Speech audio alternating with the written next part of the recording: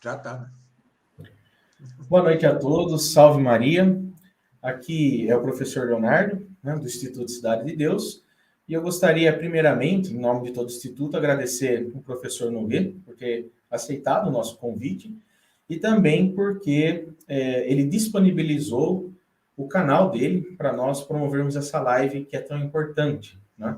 Estamos na nossa semana de vídeos, né, de lives a respeito da história, né, porque fizemos um lançamento, lançamos o nosso material de história separado das outras disciplinas em PDF.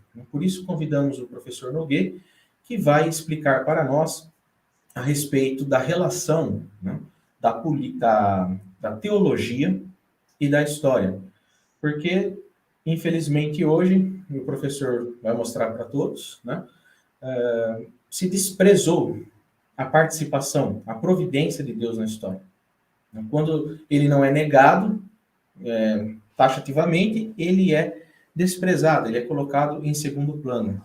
E isso é muito ruim para a disciplina da história. Então, eu gostaria, professor, muito obrigado por ter aceitado o nosso convite, e eu gostaria já de passar a palavra para o senhor para falar-nos aí a respeito da teologia e da história. Muito obrigado, Leonardo. Vamos lá. Para entender qual é a relação entre a disciplina da história e a disciplina da teologia sagrada, porque, com efeito, há a teologia filosófica, que é a metafísica, e a teologia sagrada, que é a ciência, que parte dos princípios da fé revelados por Deus mesmo. Bom, para entender esta relação, é preciso entender o que é a história. Não há outra maneira de fazê-lo. Pois bem, podemos considerar a história humana de 4 âmbitos, por 4 possibilidades. Ou a história seria a história de Adão e Eva e seus descendentes, se eles não tivessem pecado, uma. Outra possibilidade seria que Deus nos tivesse criado com um fim meramente natural. Essa é a segunda possibilidade. A terceira possibilidade de contemplar a história é fazê-lo com respeito às sociedades não cristãs, e, por fim, fazê-lo com respeito às sociedades cristãs. Tá? São 4 ângulos. Se Adão e Eva não tivessem pecado, a história correria, digamos, tranquilamente. Não se trataria, não teríamos na história aquilo que Santo Agostinho chama o conflito perene entre 2 cidades, né? A cidade de Deus e a cidade do amor próprio e do demônio. 2 amores fundam 2 cidades, diz Agostinho. Bom, e o objetivo da história seria tão somente levar para a vida eterna, para o céu, para a beatitude eterna, para a contemplação de Deus face a face, para o conhecimento de Deus por essência, o que constitui a beatitude ou felicidade perfeita do homem, sem conflitos, ou com poucos conflitos. Admitamos que alguns descendentes de Adão e Eva pecassem e fossem para o inferno, digamos. Mas vejam, nesta sociedade, claramente não há a menor dúvida de que o fim seria sobrenatural. Se, no entanto, por quê? Porque Deus nos criou Adão e Eva com um fim sobrenatural, de modo que os fins naturais que os homens tivessem de alcançar fossem, em verdade, meios em ordem a este fim sobrenatural último, que é Deus mesmo, antes de tudo, e depois o usufruto de Deus pelos bem-aventurados.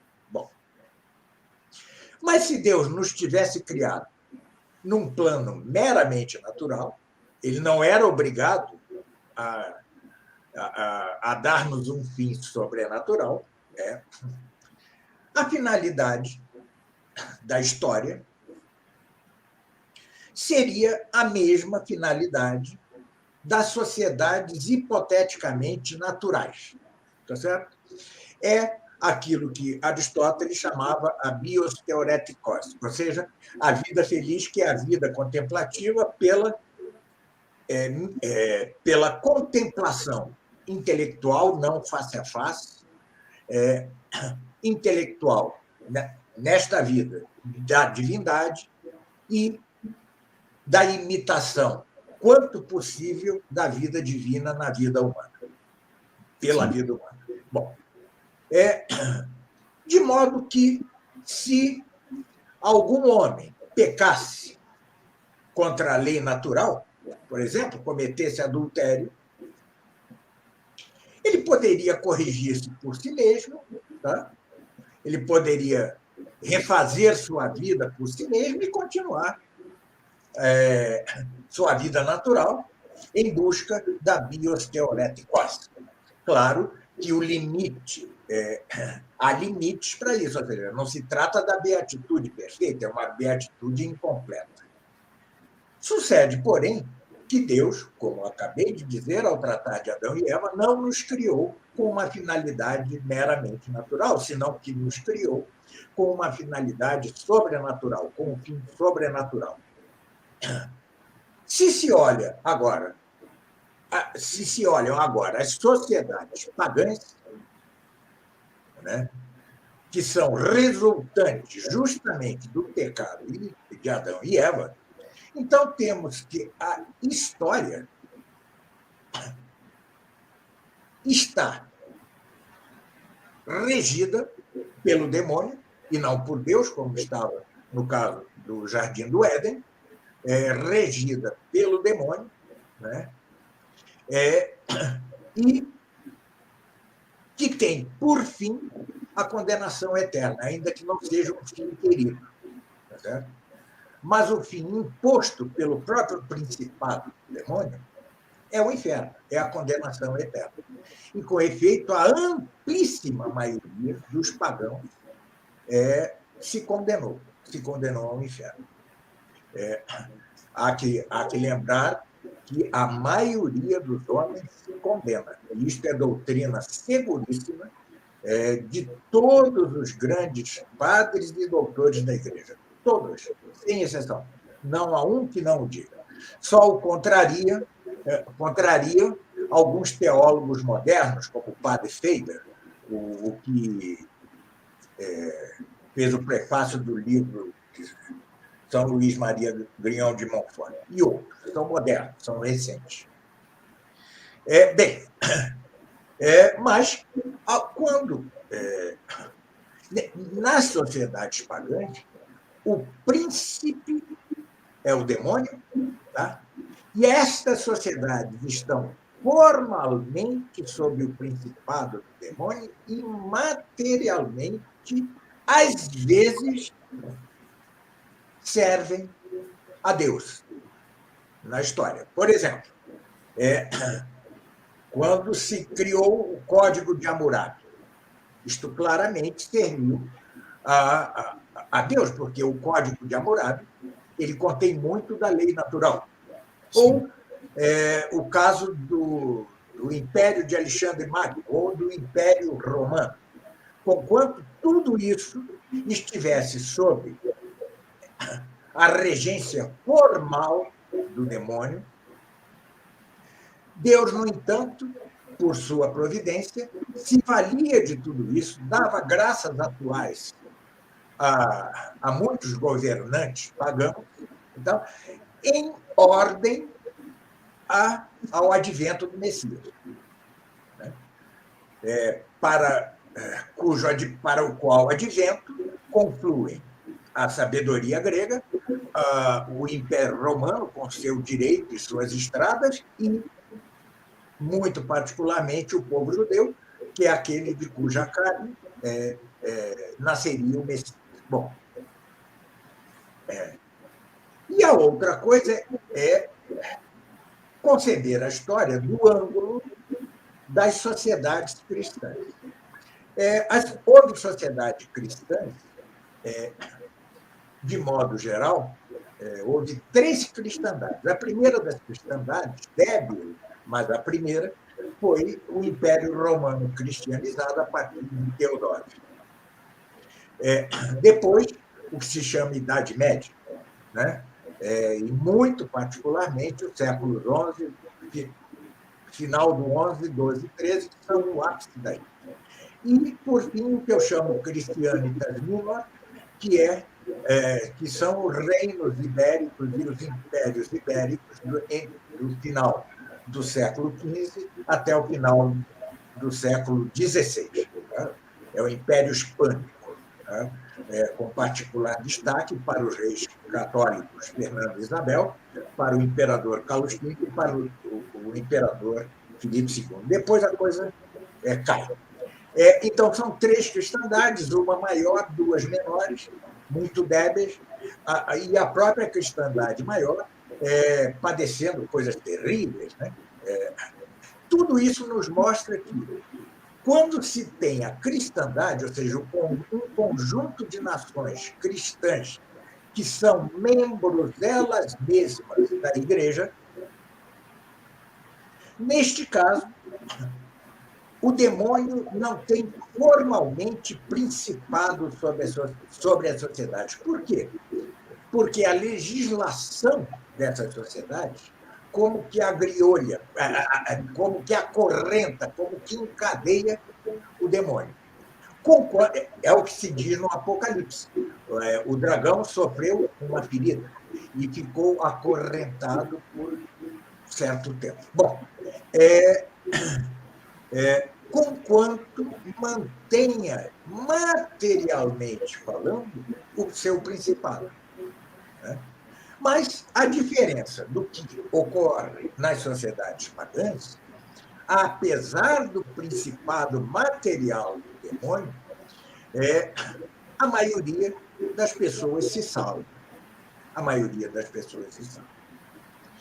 O que nós vivemos hoje é uma repaganização da sociedade, da história. A história é novamente pagã, e de um paganismo pior que o original, porque o paganismo original, como que ansiava, tinha anseios soteriológicos, tinha anseio de um salvador. E mais, os grandes pagãos antigos, os grandes filósofos, etc., sabiam perfeitamente que, na origem do homem, tinha havido uma revelação divina. Só não sabiam que viria o Messias e qual seria o fecho da história. Tanto é assim que a maioria desses grandes pagãos cria numa história circular infindável. Tá certo? Veja-se o caso de Platão, com seu mito de ou Ur, não me lembro. Bom, na República. É uma história circular. Né? Época de ouro, mas decai e volta a uma época de ouro, etc., e assim ao infinito. Bom, se toma. Então, o fim da história, do ângulo das sociedades cristãs, é Deus mesmo. Né? Voltamos a Adão e Eva, neste sentido, é Deus mesmo, e como fim, secundum quid, ou seja, por certo aspecto, a bem-aventurança do homem. Né? Ou seja, o usufruto deste fim último, que é Deus mesmo. Assim como o fim último do avaro é o dinheiro, e seu fim secundário é o usufruto do dinheiro. Bem, se, no entanto, tomamos a história como um todo, vê-se logo que ela não é linear. Linear em que sentido? Cada sociedade tem seu ciclo de nascimento, desenvolvimento e morte. Tá? E só hoje, com o globalismo, é que se tem algo parecido com uma história única do mundo. Certo? Antes, havia a cristandade? Havia sim, mas havia outros mundos, como o muçulmano, que não tinha vasos comunicantes, ou quase não tinha vasos comunicantes com o mundo cristão. Havia a China, havia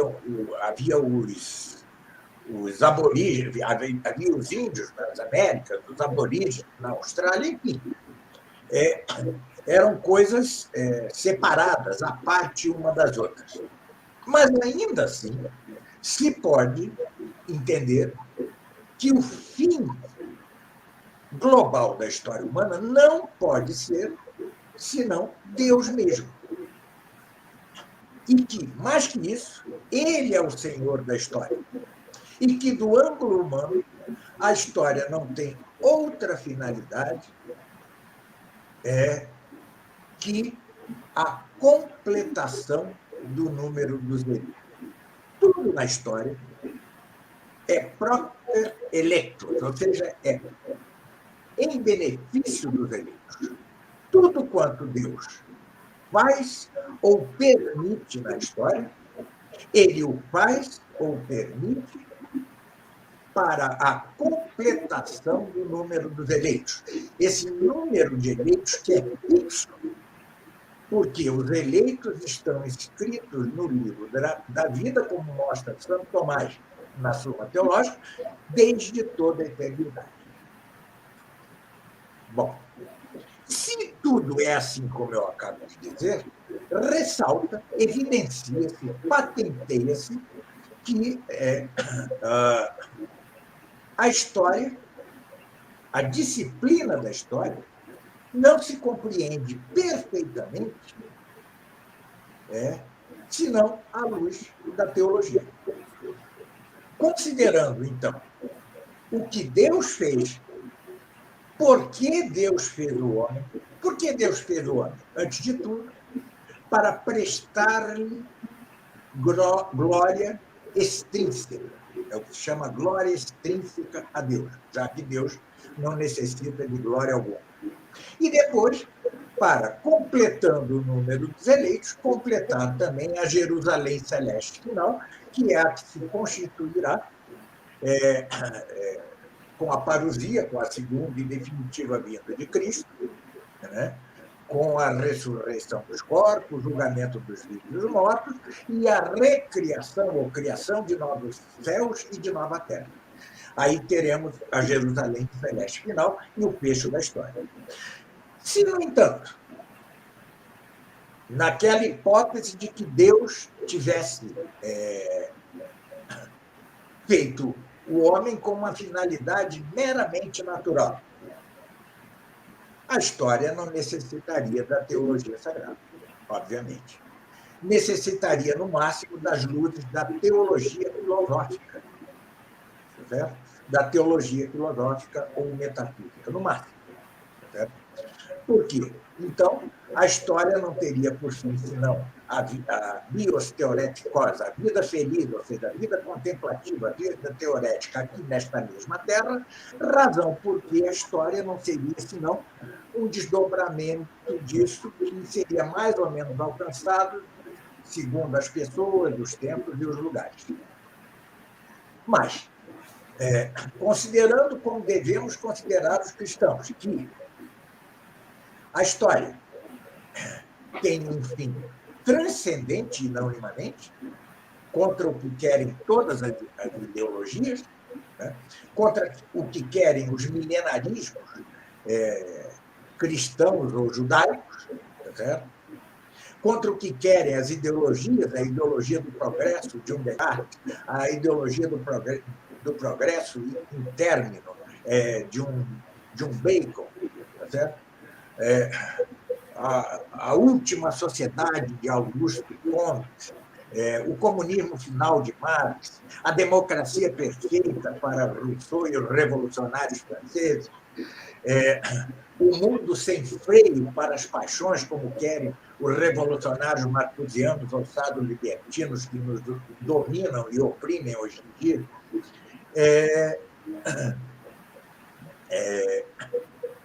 ao contrário do que pensam todas essas tremendas ideologias, o fim da história não é imanente, senão que é transcendente. Ora, se é transcendente, é preciso, então, que a história recorra às luzes da teologia sagrada. Mas, atenção, não é que nós devamos deixar de estudar a história, tá certo? E só estudemos a Bíblia. Não, não é isso.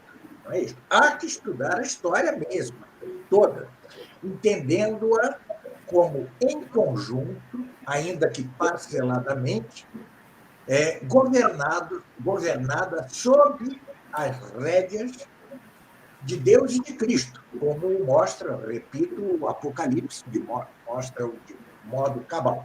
Toda a história humana está sob a rédea de Cristo. Cristo isso depois dele mesmo, né? E de Deus como um todo, antes de Cristo. Ou seja, é preciso estudar a história mesmo. Temos um grande exemplo de historiador em Rubén Calderón Bouchet, não sei se pronuncia Bouchet ou Bouchet, historiador argentino de primeira plana, né? Que tem livros fabulosos, começa na Grécia, Roma, depois vem o Império Romano, a Constituição da cristandade, seu desenvolvimento, o apogeu da cristandade, depois a decadência da cristandade, e depois vem com o iluminismo, e depois a Revolução Francesa, o espírito do capitalismo. Ou seja, é preciso estudar a história como um todo e não apenas repetir o que está na Bíblia, porque o que está na Bíblia tem uma finalidade essencial, formar para a fé, mas ela não dá conta sozinha de toda a história. O historiador, ele tem como já se disse, ele como que especializa o chamado hábito do intelecto, que é o hábito dos primeiros princípios. Então, assim como o bom médico tem o olho clínico, chamado olho clínico, o bom historiador tem também o seu olho clínico, o seu bom olhar de historiador, capaz de tirar da contingência e da maranha, extrair da contingência e da maranha dos eventos históricos que se sucedem, certas constantes, né? E depois, alçando-se ao plano do sobrenatural, vê-las à luz, ver a história à luz da teologia sagrada. Né? Então, nós temos um processo de ascensão e depois um processo de descida já sob as luzes da teologia sagrada. Essa relação entre história e teologia sagrada é fundamental. Né? Podemos chamá-la história teológica, se você quiser, tá certo? Me parece um bom nome, história teológica, e é fundamental. Naturalmente, não devemos desprezar aqueles historiadores que, sem estar sob a luz da fé, né, ainda assim, apesar disso, eles nos fornecem coisas boas, ou seja, fornecem instrumentos muito bons para o nosso próprio fazer história. Mas, repito, a maneira como a finalidade com que Deus criou o homem, o estudo da história não pode dar-se senão sob a luz da fé e da teologia sagrada. Isto é imprescindível se não se quer cair na falácia das chamadas filosofias da história. Todas essas chamadas filosofias da história não são senão ideologias. O que é a ideologia? Eu fico com a definição de Erich Fegel, que, no entanto, é um gnóstico, seu livro, sobretudo sua série de 5 livros, Ordem e História, é malíssima, tá? É malíssima, é pura gnose. No entanto, ele, em seu livro razoável anterior à História das Ideias Políticas, ele dá uma boa definição do que são as ideologias. São religiões políticas. Certo? São religiões políticas. Elas são contrafações da verdadeira religião. Há, sim, a verdadeira religião, as falsas religiões e as ideologias, que são religiões político-sociais, né, imanentistas, que desacralizam toda a história, tá? E dão, mediante filosofias vãs filosofias da história, fins imanentes à história humana. Fins imanentes da história humana. Quando se diz que o fim do homem é dominar o universo, incorre-se em absurdo. Em absurdo. Primeiro, porque o homem jamais vai dominar o universo. O universo exatamente Deus fez, na minha opinião, Deus fez esse universo tão imensurável, né, para mostrarmos a nós humanos qual é o nosso lugar. Nós não dominamos, nós mal dominamos a Terra. Acabamos de ver com a pandemia da Covid, estamos vendo com o vulcão lá nas Ilhas Hispânicas, não conseguimos controlar terremotos, não conseguimos maremotos, tsunamis, etc. Ou seja, nem sequer a Terra está sob nosso controle, quanto mais o universo como um todo, nós que somos menos que grãos de areia no universo. Por isso é tão nefasta a ideologia de um Descartes, de um Bacon, que dão à história a finalidade do domínio completo sobre o universo por parte do homem. Certo? E esta ideologia, ainda está presente mesmo entre os católicos. É uma ideologia que ou seja, a idolatria da ciência não é senão isso, porque a ciência agora é entendida não como o conhecimento, a definição é de Aristóteles nos segundos analíticos. Ciência é o conhecimento certo, perfeito e atual do necessário por suas causas. Não. Para o mundo hoje, ciência é o domínio, é o controle, é a técnica, é o controle do mundo e do universo. Daí, as loucuras de ir para Marte, para Vênus, sei lá para onde querem ir, ou seja, como se pudesse controlar o universo. Essa ideologia ela é imanentista, ela não dá transcendência à história. A finalidade da história não é Deus, e, portanto, a completação do número dos eleitos e o usufruto de Deus por parte dos bem-aventurados. Da mesma forma, nós temos a ideologia russoniana, que é fundamentalmente a ideologia que vai calçar a Revolução Francesa e o liberalismo até hoje. Depois temos Marx, com seu comunismo final. O comunismo final de Marx, segundo o qual onde se daria a cada um segundo a sua necessidade e se teria de cada um segundo sua capacidade, esse é o objetivo do comunismo final de Marx, não é senão o jardim do Éden desacralizado. Lembremos-nos que Marx era judeu ateu. Ele conhecia o relato do Gênesis. Depois vem as ideologias nazistas, fascistas e tal, e hoje nós estamos sob essa ideologia imanentista, essa religião civil, que é construir uma república global onde não haja freio para as paixões, por mais baixas que sejam.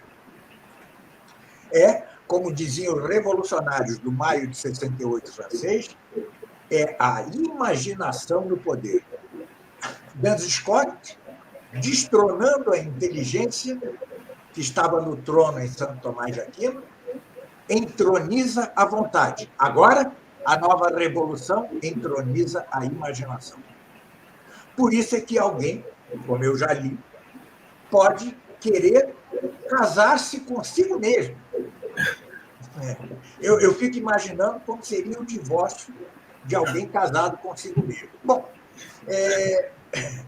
então é isso. A história do ângulo da fé e, portanto, do ângulo da verdade não pode entender-se perfeitamente senão sob as luzes da teologia sagrada e da fé. Razão porque a disciplina da história, deste ângulo, há de pôr-se sob essas mesmas luzes. Procurando sempre, no entanto, digo, não fazer um estudo mecânico da história.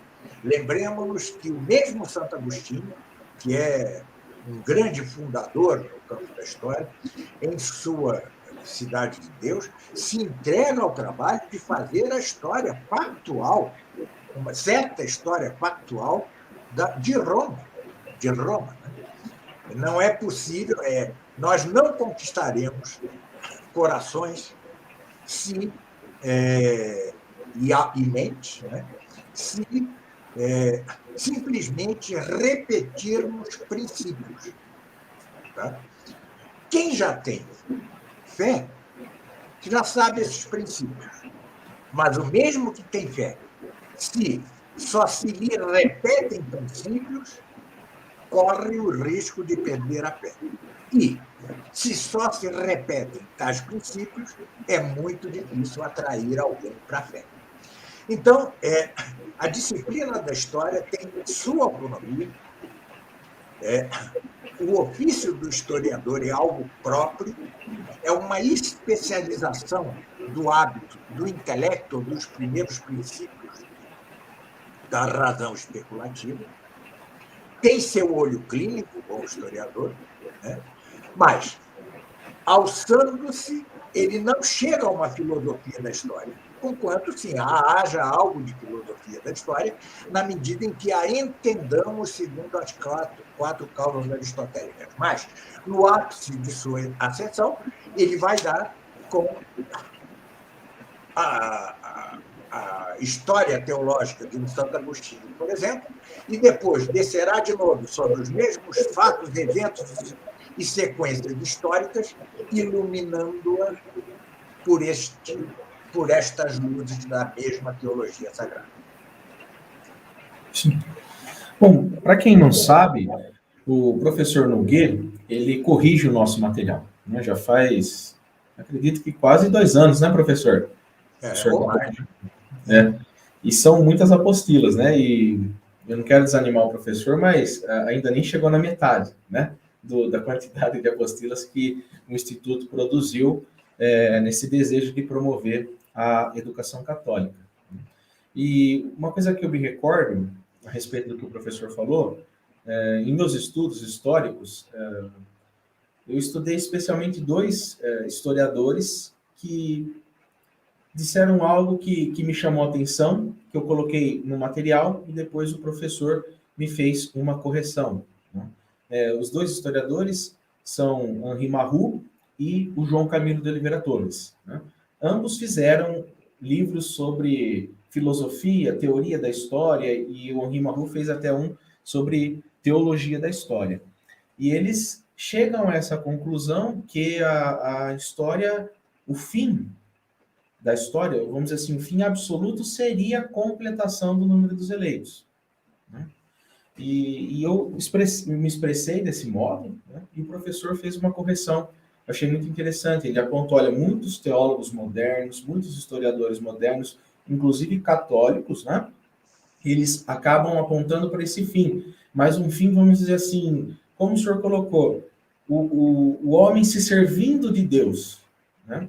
O senhor colocou para mim, o fim absoluto da história mesmo é Deus em si, né? É a glória de Deus.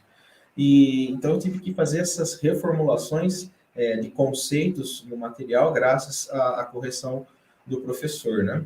E o João Camilo, professor, ele tem uma colocação no livro dele, Teoria Geral da História, que ele fala assim que o historiador, conhecendo todos os fatos, ele tem que olhar a história do ponto de vista de Deus, né? Então ele tem que, como assim, que emprestar a sua inteligência a Deus e retornar para os acontecimentos. Não, não seria isso que o senhor disse, né? Porque me parece que ele extrapola um pouco a função do historiador, né? O próprio historiador, ele faz esse percurso ou ele deve pegar, pedir emprestado lá os princípios dos teólogos, da doutrina da igreja para compor a sua análise do evento. O que o senhor me fala sobre isso, professor? Veja bem, há duas possibilidades. Ou o sujeito, a pessoa, é historiador, tá certo? Sim. E se alça ao plano do fim sobrenatural do homem, ou seja, com o recurso das luzes da teologia sagrada, ou a pessoa é teóloga sagrada e já desce dali, tá certo? São dois caminhos complementares. O mesmo se dá, por exemplo, na ciência prática da ética. Tá? Na ciência prática da ética, se você é, antes de tudo, um ético, um moralista, você trilha um pouco os passos dados por Aristóteles, né? Na sua ética, nas suas duas éticas, em especial na sua ética Nicômaco, mas chega a um limite. Por quê? A ética é a ciência prática do agere, do agir, cujo fim é contribuir para que o homem alcance sua finalidade, seu fim último. Pois bem, se fica só no natural, né, vai se chegar a certo limite.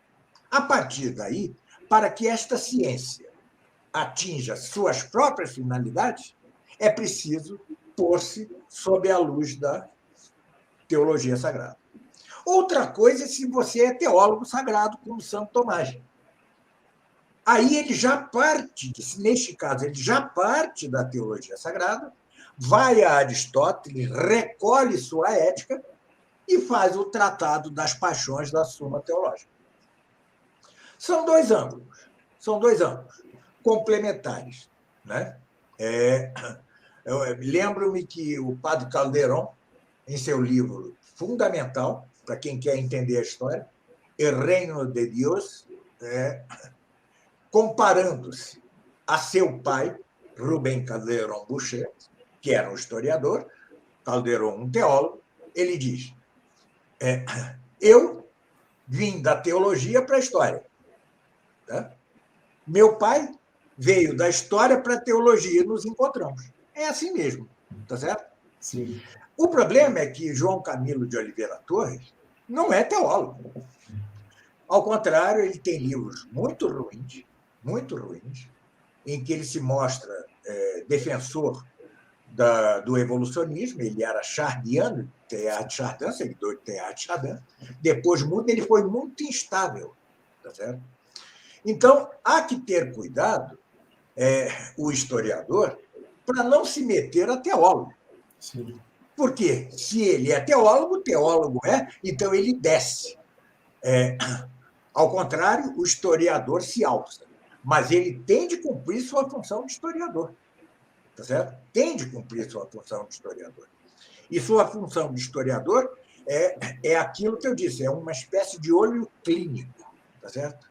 Ele sabe extrair da sucessão de eventos multifacetados, parcelados, contingentíssimos, porque os eventos da história dependem, em boa parte, do livre-arbítrio humano, né? Que Deus usa, permite, ou muda segundo seus desígnios, mas, como temos livre-arbítrio, né? A coisa fica ainda mais contingente. Claro que é possível achar leis, digamos assim, eu não gosto muito dessa palavra, mas constantes na história com que se terá uma filosofia da história. Então, a primeira coisa do historiador é ter o olho clínico do historiador. A segunda é conseguir extrair constantes na história, na medida do possível, né? Assim como o físico extrai dos eventos contingentes da natureza, extrai constantes da natureza. Embora o trabalho do físico seja mais fácil, porque seu campo de estudo não inclui o livre-arbítrio. Quando entra o livre-arbítrio, a coisa fica muito mais difícil. Mas, ainda assim, extrair certas constantes históricas, tá? Depois de lançar seu olho clínico, extrair certas constantes históricas, para, ao final, se é católico, tá certo? Alcançar a teologia sagrada. Alcançando-a, então você desce de novo, agora sob novas luzes. Todo conhecimento humano é isto. Tá? Todo. Primeiro se resolvem ou solucionam as coisas em suas partes. Depois, para chegar aos princípios. Depois, você desce dos princípios, iluminando essas partes e juntando-as de novo sob uma nova luz. Tá certo? Este é o método científico em geral, para qualquer ciência. Tá certo? Você resolve, daí análise. Você analisa, tá certo? Em busca dos princípios. Quando chega às primeiras... Princípios não. Quando chega às primeiras causas, então você desce entendendo sob nova luz aquilo mesmo que foi analisado, resolvido, e conectando-as ainda melhor. Por quê? Agora se está sob as luzes das causas primeiras. Por isso é que sábio é aquele que vê tudo do ângulo das causas primeiras. Nesse sentido, tem razão Camilo, né? João Camilo de Oliveira Torres. É preciso ver tudo de ângulo de Deus, mas, para o historiador, esse é o ponto final e não o ponto de partida. Sim. Tá certo? A não ser que você já seja um teólogo. Sim. Aí seu ponto de partida já é o de Agostinho, de Santo Agostinho, em seu da Cidade de Deus. São dois ângulos. Não há como não ser. Tá certo? O teólogo, quando baixa para a história, ele se aproveita da obra dos melhores historiadores. É o que faz Santo Tomás de Aquino em seu insuperável de reino, né? Que muitos entendem mal como se fosse um espelho de príncipes. Não é. Ali está a carta magna da cristandade naquele pequeno opúsculo incompleto. Ele já enuncia no início. Ele diz, eu vou fazer este tratado de teologia política tomando o auxílio dos historiadores e dos filósofos. É o que ele diz. Sempre, claro, ele é teólogo, sob a luz da fé e da teologia sagrada. Mas, para falar em Oliveira Torres, João Camilo de Oliveira Torres, no vídeo a que você se referiu, em que tratei a história tão longamente, foram 2h30, né? Eu critico. Por quê? Porque, como eu mostro neste vídeo, a história não é senão a política em movimento, no tempo. No tempo. As causas da história são praticamente as mesmas, com apenas certas distinções de razão, segundo o ângulo que se toma. As causas da história são praticamente as mesmas causas das polis, das sociedades, das nações, né? Das nações que não são as cidades, As sociedades não são, senão, né, a reunião da multidão humana. Mas, como diz Santo Tomás de Aquino, em Do Reino, né, o fim da multidão não pode ser, senão, o fim de cada um da multidão. Ponto. O fim das sociedades é o mesmo fim do homem. Como a história são as sociedades em movimento no tempo, o fim da história não há de ser, senão o mesmo das sociedades e o mesmo dos homens. E contra isso se põe João Camilo de Oliveira Torres, ele agora ecoando uma série de historiadores nada cristãos.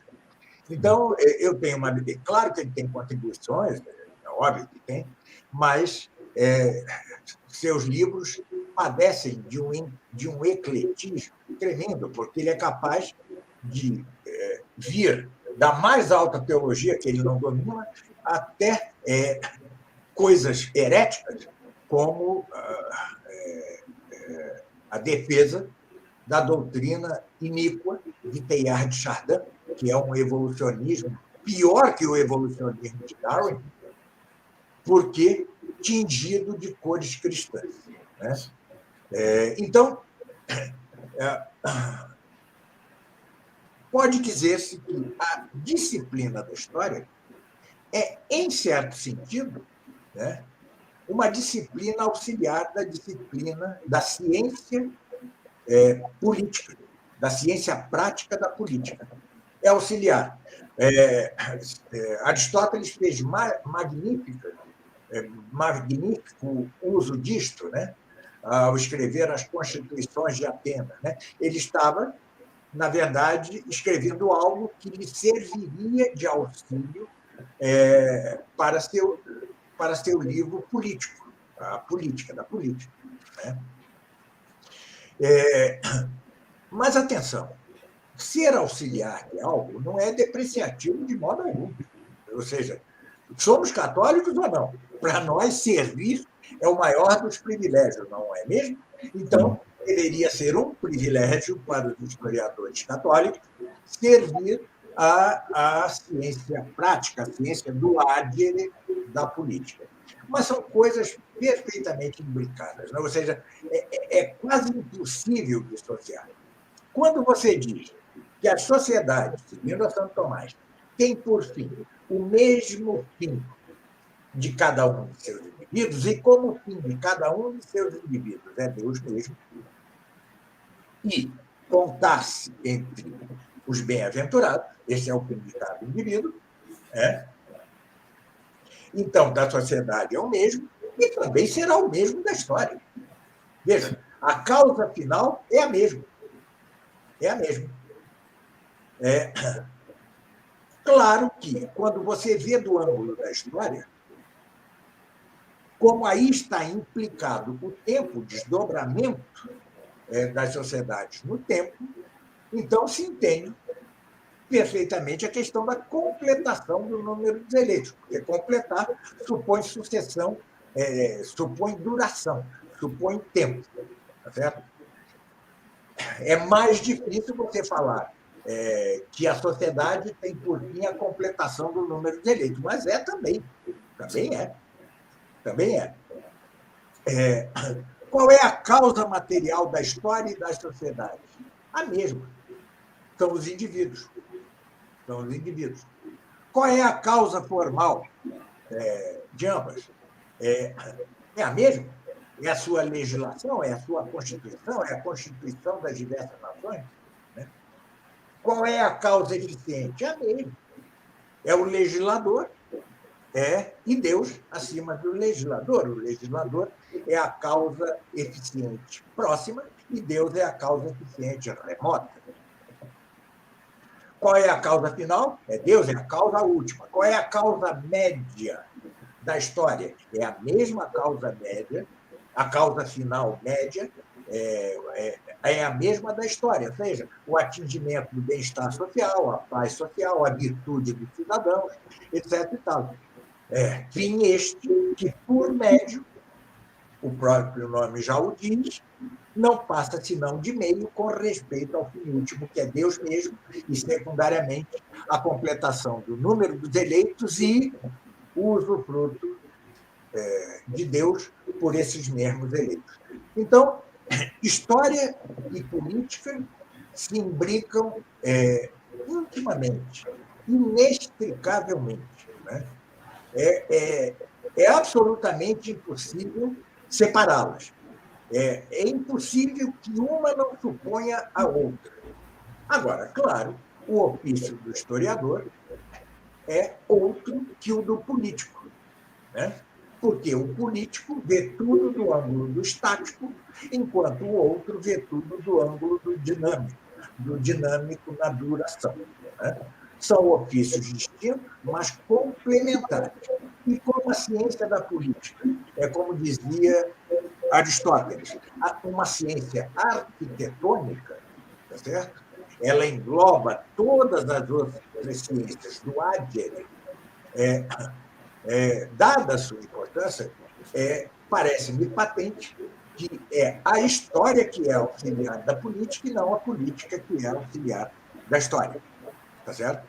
Até porque a política, a ciência da política, a ciência prática da política, nos ensina a agir em sociedade.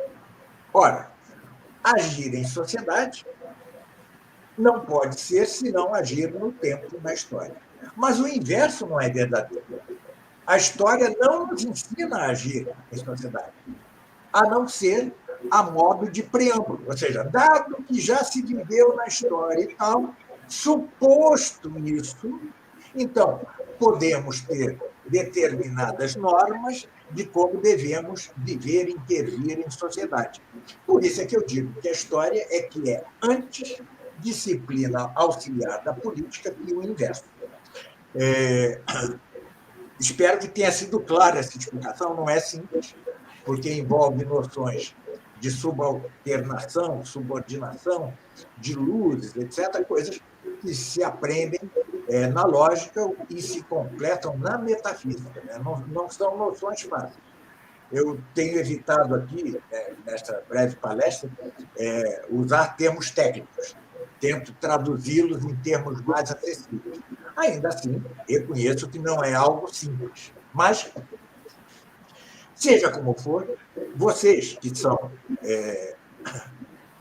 um instituto cujo intuito é dar educação cristã, tarefa árdua por si, no mundo de hoje, nada cristão, né? É preciso saltar, evitar, esquivar escolhos importantíssimos. Importantíssimos. O primeiro deles, o primeiro eu escolho que evitar é o milenarismo e seus similares. Tá certo? Ou seja, o achar que entre o anticristo e a segunda vinda definitiva de Cristo, Cristo ou Maria, ou seja lá quem for, ou o Espírito Santo, reinarão nesta terra. Presencialmente, nesta terra já não haverá pecado e teremos um cristianismo. Não. Ainda que haja, não creia, mas ainda que haja uma recristianização do mundo depois do anticristo, continuará a ser como foi na Idade Média, ou no Império Romano cristianizado, ou na Christianitas Minor. A saber, formalmente, as nações estarão sob o reinado social de Cristo, mas materialmente não deixarão de estar sob o principado do demônio. Haverá morte, haverá pecado, haverá tudo como há hoje, e nunca, até o fim dos tempos, e isso é dogma, isso é de fé, quem reinará aqui será a igreja, sim, não Cristo, não Maria, não o Espírito Santo. Este é o erro gravíssimo dos milenaristas, né? E que, no entanto, sob formas muito disfarçadas, impregna grandemente o mundo católico, né? E produz quimeras sem fim, que leva o católico a não suportar as provações desse tempo derradeiro, final, que pode durar 1000 anos, 100 anos, 10 anos, não temos a menor ideia, nem podemos ter. São altamente culpáveis os que veem a internet marcar prazos e datas para o anticristo, para o fim do mundo, são altamente culpáveis. Está proibido pelo Concílio de Latrão do século XVI, o quarto Concílio de Latrão, está proibido, terminantemente proibido. Então, a primeira coisa é esquivar o escolho do milenarismo ou de suas metamorfoses, tá certo? O segundo é não querer, sendo historiador, ser teólogo. Isso é importantíssimo. Eu recomendo muito a todos, infelizmente só está em espanhol, as obras desse grande historiador, que é Rubén Calderón Buchet. Ele realmente sabe ser historiador e alçar-se num processo analítico até certa filosofia da história, na medida em que estuda as causas da história, que são as mesmas, praticamente, que as da sociedade, alçar-se à luz da teologia sagrada e depois descer iluminando tudo isso. Então, esse é outro... Ou seja, não sobrecarregar os nossos educandos, né, de uma visão teológica sem dar nada histórico. Ao contrário, a história tem de ser seguida, tem de ser entendida, porque senão não se faz história, senão se faz teologia sagrada. São coisas distintas, o ângulo é distinto, um é ascendente, descendente, outro é descendente, ascendente, que é o da teologia. Você desce da teologia para a história e volta para lá, tá certo? Esse é o caminho de Santo Agostinho. Outro é o de Rubén Calderón Buchet. Ele sai da história, parte para Deus e volta. São essas distinções que faltam a um historiador como Camilo, né? João Camilo de Oliveira Torres. São essas distinções que fazem com que, indevidamente, as disciplinas se mesclem, tá certo? Sem método, sem método. E isso é ruim porque acaba acarretando algo para o que Santo Tomás sempre alertou. Não lancemos a fé ao escárnio dos ímpios, tá certo? Sim. Se nós dizemos hoje, contra as evidências científicas, que a Terra é plana ou está parada no centro do universo, nós lançamos a fé ao escárnio dos ímpios e debilitamos a fé entre os católicos. Tá certo? Sim. Por um princípio idiota, perdoe-me a expressão, desautorizado por Leão XIII em sua Providentíssimos Deus, que é uma encíclica que todos deveriam ler. Providentíssimos Deus. Em português, no meu blog, está lá traduzido e tal. Então é isso. Eu acho que eu consegui, em poucas pinceladas, dar o quadro geral da relação entre teologia e da história. Parabenizo-os, não só pelo trabalho, mas pelo esforço de superação de debilidades anteriores, tá certo? Isso é digno do católico, tá certo? Errar, erramos. O problema é se insistirmos no erro. Né? Esse é que é o problema. Então, parabenizo o esforço de vocês é heróico, né? Lembro-me até hoje, a primeira vez que estive com alguns de vocês, e eu fiquei impressionado, porque eram livros e mais livros, né? Foi lá no Rio de Janeiro, nem foi na minha casa. Né? É um esforço heróico, vocês estão melhorando, né? Tá certo? E espero que minha contribuição no campo da história, especialmente, né, seja frutífera. Tá? Muito obrigado pela oportunidade, parabenizo-os outra vez. Desta vez, não estourei o tempo, veja lá, 1 hora, tá certo? Hoje eu fui disciplinadíssimo, então, obrigado pela oportunidade. Tá? Meu canal está aberto aqui para vocês. Se quiser fazer outras lives, mas só no meio do ano que vem, porque até lá estou de férias de lives e podcasts. Né? Então, é isso, Leonardo. Muito obrigado por tudo, tá? E estou à disposição de vocês. Nós que agradecemos. Para nós é uma graça muito grande o senhor não só corrigir o material do ponto de vista da a gramática, a ortografia, mas também essas noções que o senhor foi nos alertando ao longo desses anos de correção, né? Não foi só na história, também foi, por exemplo, lembro até hoje que causou bastante discussão, né? Foi a questão do fonema, né? O senhor falou que o fonema não era algo abstrato, então nós ficamos semanas, meses discutindo para tentar redefini-lo, tirar aquele fundamento que nós nem sabíamos que tínhamos, que era de Fernando Saussure, né? Então o senhor foi colocando esses pontos que, para nós, nunca nos obstinamos, né? A gente sempre procurou ouvir e nos corrigirmos, né? Porque o senhor nos deu esse norte, né? O Instituto que agradece muito ao professor Nogueira, e em forma de gratidão, nós convidamos o professor, queríamos conversar, que participasse dessa semana da história, né? Porque pegamos todos esses ensinamentos do professor e tentamos colocar em materiais, né? Nos materiais do sexto ao nono, que compreende aí, vamos dizer assim, a história desde a criação dos nossos pais, né? Dos nossos primeiros pais, até a idade contemporânea, né? Até o que se forma hoje, essa República Universal, né? Que está se instaurando, aquilo que está bem fresco na minha cabeça, porque eu trabalhei nesse assunto hoje, né? Bento XV, em 1915, ele já alertava sobre essa República Universal de inaudito terror que se instauraria caso as fronteiras fossem quebradas, fizéssemos um mundo globalizado, né? Então, tudo isso nós colocamos no material do Instituto, né?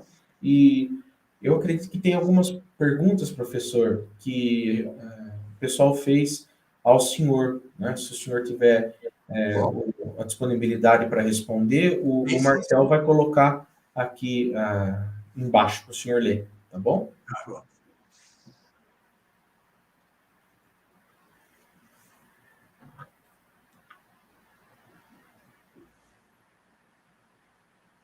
Pergunta do Bernardo. Tá, entendi. Então, que há certa ciclicidade da história, mas só quanto às diversas nações ou impérios. Assim, Roma não, o Império de Alexandre nasceu, se expandiu, porque Roma é um caso mais complicado, ele se transmutou em império espiritual, que é a própria igreja. Mas, como diz Santo Tomás de Aquino no comentário da segunda epístola aos Tessalonicenses, mas o Império de Alexandre Magno, não é? Ou seja, ele nasceu, se desenvolveu, morreu, acabou, tá certo? É como se fosse, analogamente, a vida de um ser vivo, né? De um vivente. Né? Nasce, cresce, desenvolve-se, atinge seu ápice, decai e morre. Bom, isto existe. Agora, que a história seja cíclica como um todo, tá certo? Ou seja, ou como um todo, ou parcialmente, que, por exemplo, o Império de Alexandre Magno tenha nascido, morreu, e depois renascerá, se desenvolverá para morrer de novo, ou que a história toda o faça assim, como creem os perennialistas, os gnósticos, como cria, por exemplo, Hitler. Hitler acreditava nisso, certo? O seu terceiro Reich seria o reinício de um ciclo, uma idade de ouro. Enfim, isto, entre os pagãos, tinha alguma justificativa. Primeiro, porque eles criam em sua cosmologia, hoje caduca, tá certo? Que tudo, como de fato o movimento circular é o mais perfeito, por quê? Porque o movimento circular não tem começo, meio nem fim, tá certo? É o movimento mais perfeito, isso é sem dúvida. Como em sua cosmologia, eles criam que o universo fosse uma série de esferas concêntricas, cujo centro seria a Terra imóvel, né? E como eles viam na natureza, o ciclo da natureza, né? Então, eles davam a história a mesma uma circularidade análoga.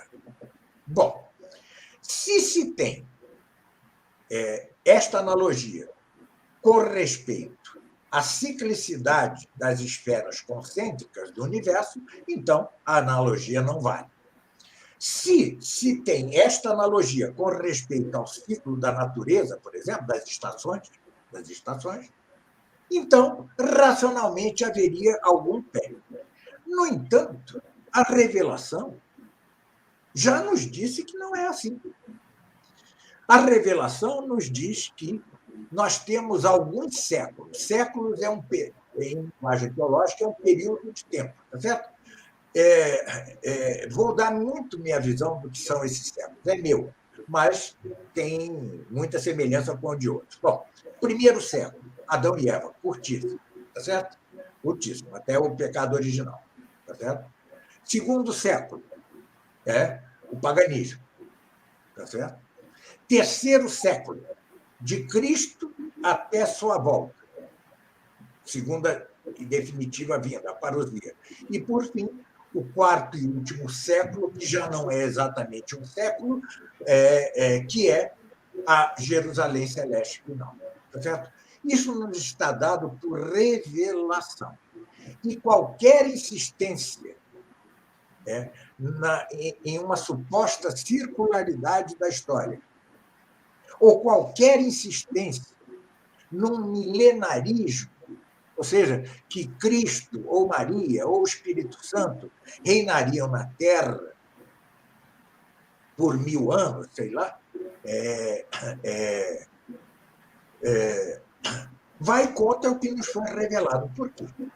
Neste período, que Santo Agostinho chamava o século da senectude, da velhice, né? Que é o tempo que vai de Cristo, da primeiro advento de Cristo até o segundo advento, quem reina, entre aspas, reina objetivamente, não, mas reina idealmente na história, é a Igreja. Se você dá a certo tempo da história um caráter tal que a Igreja já não seja a vicária de Cristo, né? Então você incorre em problemas.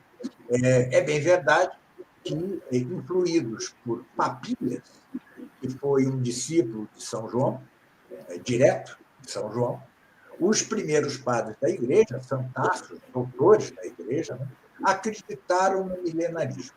Durante 1000 anos, Cristo reinaria na Terra, por causa da autoridade de Papias, né, que dizia, meio obscuramente, ele não disse tão claramente, que este era o sentido dos 1000 anos do milênio do Apocalipse. Mas já, primeiro São Jerônimo e depois Santo Agostinho, lançaram a pá de cal sobre esta quimera, e em 1946, o Santo Ofício, com a assinatura de Pio XII, decretou que o milenarismo, o sistema do milenarismo mitigado, é disso que eu estou falando, não pode ser ensinado sem perigo, porque objetivamente interditou a crença no milenarismo e seu ensino ou divulgação. Bom, o milenarismo, em geral, está ligado a uma concepção de tripla era da história. Tripla era. Né? Isso na doutrina milenarista de Joaquim de Fiore, de Dante, o poeta da Divina Comédia. Né? Ou seja, nós temos a era do Pai, o Antigo Testamento, a era do Filho, o Novo Testamento e a era do Espírito Santo, o milênio. Tá certo? Não é exatamente, longe disso, né? tem traços semelhantes, mas não é a concepção cíclica, pagã da história, que Santo Tomás dizia. Racionalmente não é absurdo. Mas Santo Tomás, ele mesmo, estava fincado, baseado, fundado numa cosmologia hoje completamente caduca. Completamente caduca.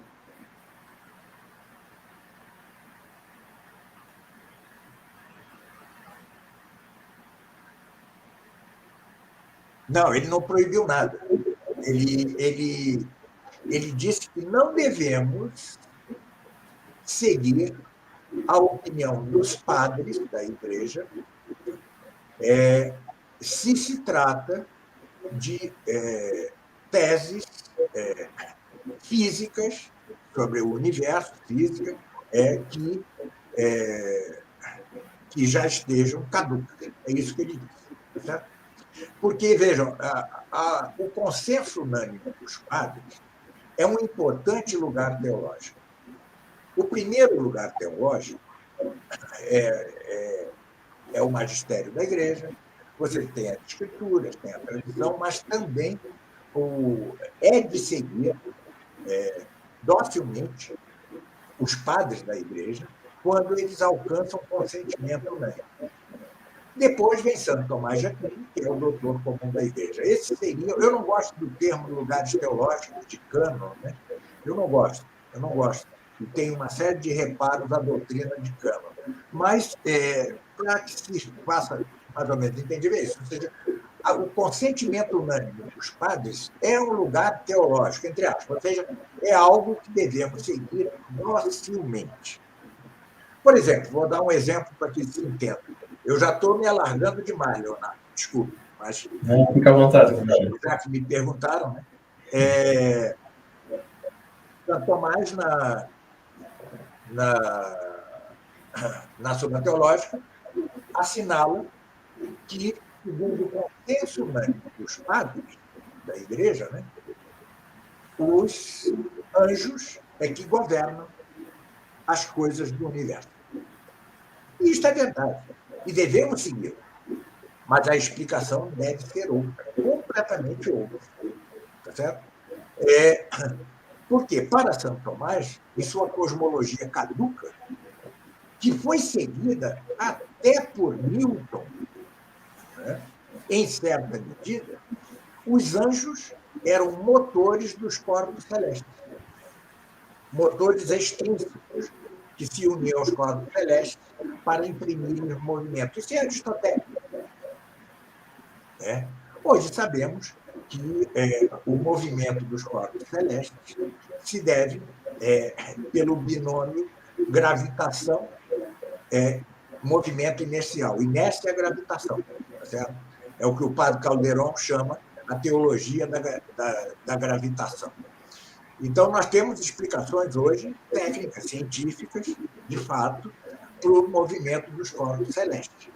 Isto quer dizer que caducou a opinião dos padres quanto a que os anjos sejam eles que governam o mundo natural? Não. Mas agora, não até certo ponto. Mas agora eu me excuso e deixo de dar o que eu penso, porque isso sai em livro e exige uma explicação demasiado detalhada, que se eu desse aqui de forma sucinta, poderia suscitar mal-entendidos, certo? Mal-entendidos. Então, eu reservo para explicar isso num livro que eu estou escrevendo, enorme, sobre a criação, certo? É um livro metafísico teológico de alta complexidade. Mas, então, certamente, aquilo a que se referia Leão XIII na Providência dos Deus é quanto à centralidade, quanto a que a Terra estivesse parada no centro do universo. Que ela seja o centro, ainda não está provado, nem que sim, nem que não. Conquanto seja muito difícil encontrar um centro num universo em que tudo se move. Que ela, no entanto, está imóvel, isto sim é impossível defender isso, e isto é lançar a fé ao escárnio dos ímpios.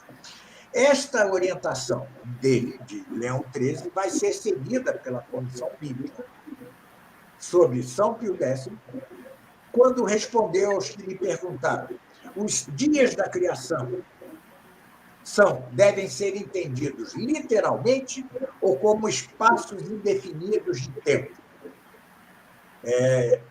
Diz a comissão, respondeu a comissão: debate livre. E, obviamente, depois, com Pio XII, e sua defesa como provável da doutrina do Big Bang, do padre Lemaitre, dá-nos a pista de que devemos considerar que, de fato, o universo não se criou em 6 dias, e que ele tem zilhões de anos às suas costas, tá certo? Então, mas tudo isso eu discuto detalhadamente no livro. Espero que, dentro do possível, ele tenha respondido.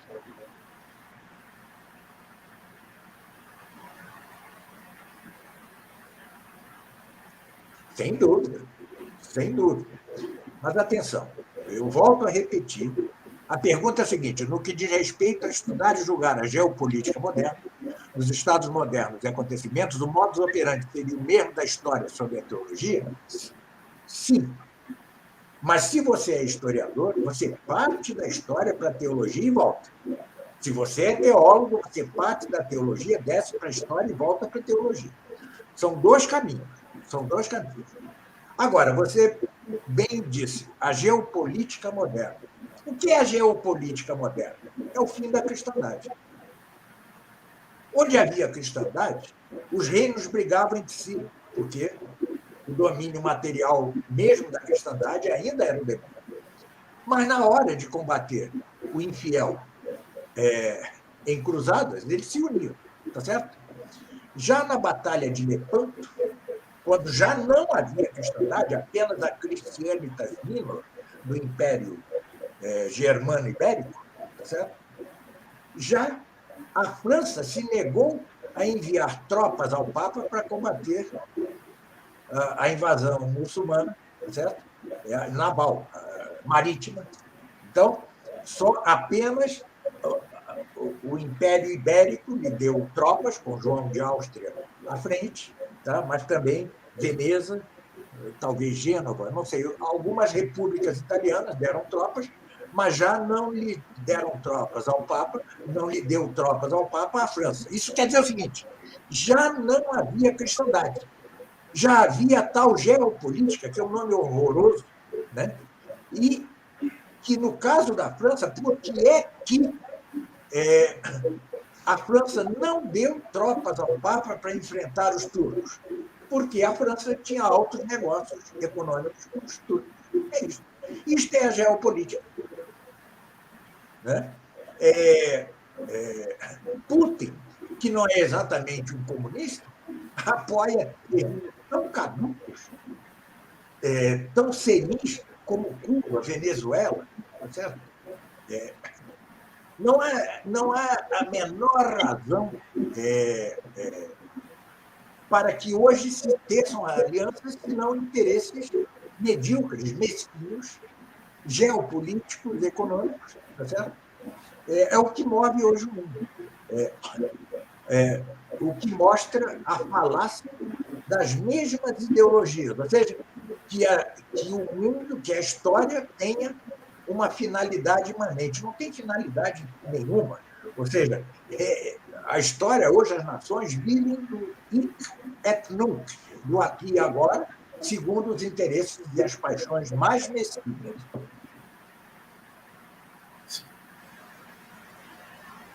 Eu acredito que agora a gente pode encerrar nossa live, professor. E eu agradeço muito a sua participação, né?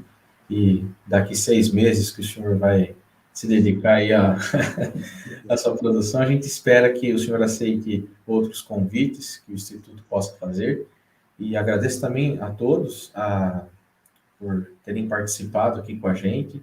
Acessem lá o site, conheçam o nosso material, é possível baixá-lo, ele vai ser vendido em PDF, tá?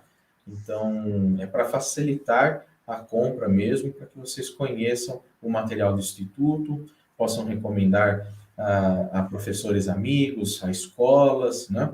A pessoas que estudam em casa. É o que nós recomendamos, tá bom? Muito obrigado, viu, professor? Obrigado. Agradeço eu. Sim. Um grande abraço e continue a me mandar material. Sim, pode deixar. Tá bom? Amanhã já vão mais 2. Grande abraço, pessoal. Tá bom. Boa noite para Obrigado, vocês. Fiquem com Deus. Tchau. O senhor também, professor. Tchau, tchau. Tchau.